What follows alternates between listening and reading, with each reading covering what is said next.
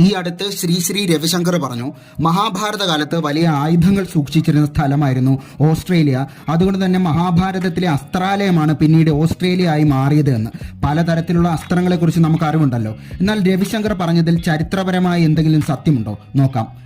ചരിത്രം പരിശോധിക്കുമ്പോൾ മനസ്സിലാകുന്നത് ഓസ്ട്രേലിയയ്ക്ക് ആ പേര് കൊടുത്തത് ബ്രിട്ടീഷ് പര്യവേക്ഷകനായ മാത്യു ഫ്ലിൻഡേഴ്സ് ആണ് എന്നതാണ്. അദ്ദേഹം ആ പേര് നിർദ്ദേശിക്കുന്നത് 1804 തുടർന്ന് 1824 ഓസ്ട്രേലിയ എന്ന നാമം ഒഫീഷ്യലി അഡോപ്റ്റ് ചെയ്തു. ഓസ്ട്രാലിസ് എന്ന ലാറ്റിൻ പദത്തിൽ നിന്നുമാണ് ഓസ്ട്രേലിയ ഉണ്ടായത്. ഓസ്ട്രാലിസ് എന്നതിന്റെ അർത്ഥം തെക്കൻ എന്നാണ്. തെക്കൻ ഹെമിസ്ഫിയറിലാണല്ലോ ഈ ഭൂപ്രദേശം സ്ഥിതി ചെയ്യുന്നത്. 1804 ഒരു മാപ്പിലാണ് ഫ്ലിൻഡേഴ്സ് ഈ ഭൂപ്രദേശത്തെ ഈ പേര് കൊണ്ട് സൂചിപ്പിക്കുന്നത്. പിന്നീട് ആ മാപ്പും അദ്ദേഹത്തിന്റെ യാത്രയെ സംബന്ധിക്കുന്ന ബുക്കും പബ്ലിഷ് ചെയ്തപ്പോൾ ടെറ ഓസ്ട്രാലിസ് എന്ന പേരായിരുന്നു കൊടുത്തത്. എങ്കിലും ഫ്ലിൻഡേഴ്സിന്റെ പ്രിഫറൻസ് ഓസ്ട്രേലിയ തന്നെയായിരുന്നു. ടെറ ഓസ്ട്രാലിസ് എന്നും ന്യൂ ഹോളണ്ട് എന്നും ഒക്കെ വിളിച്ചെങ്കിലും ഒടുവിൽ 1824 ഒഫീഷ്യലി ഓസ്ട്രേലിയ